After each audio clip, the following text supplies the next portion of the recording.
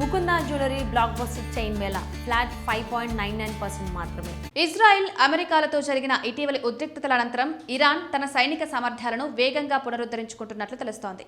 వారాల తరబడి సాగిన వైమానిక దాడుల ధాటికి దెబ్బతిన్న తన కీలకమైన భూగర్భ క్షిపణి స్థావరాలను టెహ్రాన్ తిరిగి తన ఆధీనంలోకి తెచ్చుకుందని ప్రముఖ అంతర్జాతీయ వార్తా సంస్థ CNN సమీక్షించిన ఉపగ్రహ చిత్రాల విశ్లేషణ వెల్లడించింది. ఇరాన్ పరిధిలోని 18 భూగర్భ క్షిపణి స్థావరాలలో దెబ్బతిన్న 69 సొరంగ ప్రవేశ ద్వారాల్లో ఇప్పటికే 50 క్షిపణి స్థావరాలను ఇరాన్ తిరిగి తెరిచింది. దాడుల వల్ల పేరుకుపోయిన శిథిలాలను తొలగించడానికి, దెబ్బతిన్న రహదారులను పునరుద్ధరించడానికి ఇరాన్ బుల్డోజర్లు, లోడర్లు, డంప్ ట్రక్కులతో విస్తృతమైన మరమ్మతు పనులను చేపట్టినట్లు ఉపగ్రహ చిత్రాల ద్వారా స్పష్టమవుతోంది. ఇటీవల సంఘర్షణ సమయంలో ఇరాన్ సుదూర క్షిపణి ప్రయోగ సామర్థ్యాలను దెబ్బతీయడమే లక్ష్యంగా అమెరికా, ఇజ్రాయెల్ దళాలు సంయుక్తంగా వాటి సొరంగ ప్రవేశ ద్వారాలు, రవాణా మార్గాలు, లాంచ్ ఇన్ఫ్రాస్ట్రక్చర్పై తీవ్రమైన దాడులు జరిపాయి. అయితే ఇరాన్ తన క్షిపణి నిల్వలను భూమికి చాలా అడుగుల లోతులో భద్రపరచడం వల్ల ఈ వైమానిక దాడుల నుంచి సురక్షితంగా తట్టుకుని నిలిచాయని రక్షణ రంగ నిపుణులు అభిప్రాయపడుతున్నారు. గత 2 దశాబ్దాలుగా ఇరాన్ ఎలాంటి వైమానిక దాడులనైనా తట్టుకునేలా అత్యంత పటిష్టమైన వ్యూహాత్మక భూగర్భ మౌలిక సదుపాయాలను నిర్మించుకుంది.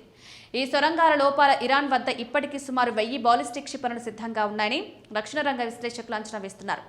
ఈ తాజా పరిణామాలు ఎంతటి తీవ్రమైన దాడులు ఎదురైనా తన కీలక సైనిక వ్యవస్థలను అతి తక్కువ సమయంలోనే పునరుద్ధరించుకోగల టెహ్రాన్ యొక్క వ్యూహాత్మక పట్టు నిరూపిస్తున్నాయి. ఈ పరిస్థితులు ఇలా ఉంటే పశ్చిమాసియాలో శాంతి ఒప్పందం ఒక కొలిక్కొస్తుందని ఆశిస్తున్న తరుణంలో ఒక్కసారిగా పేలుళ్ల శబ్దాలతో ఆ ప్రాంతం మళ్లీ దద్దరిల్లింది. ఇరాన్ తీర ప్రాంతాలు, వ్యూహాత్మక ద్వీపాలను లక్ష్యంగా చేసుకుని అమెరికా దళాలు శని, ఆదివారాల్లో భారీ వైమానిక దాడులకు దిగడంతో ఉద్రిక్తతలు గరిష్ట స్థాయికి చేరుకున్నాయి.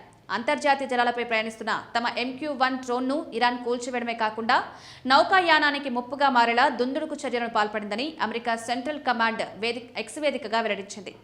ఈ ముప్పు నుండి తమ యుద్ధ నౌకలను, సిబ్బందిని కాపాడుకోవడానికి పూర్తిగా ఆత్మరక్షణ కోసమే తాము ఈ ప్రతిదాడి చేసినట్లు స్పష్టం చేసింది. Iran Islamic revolutionary guard corps కూడా తీవ్రంగా స్పందించింది. హార్మూజ్ జలసంధి సమీపంలో సిరిక్ ద్వీపంలో ఉన్న తమ టెలికాం టవర్స్ ను అమెరికా లక్ష్యంగా చేసుకుందని IRGC ఆరోపించింది.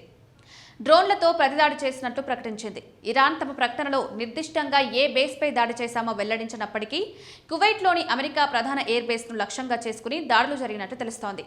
కువైట్ అంతటా ప్రమాద సైరన్లు మోగాయని, తమ ఎయిర్ డిఫెన్స్ వ్యవస్థలు శత్రు క్షిపణులు, డ్రోన్లను విజయవంతంగా అడ్డుకున్నాయని కువైట్ సైన్యం ధృవీకరించింది.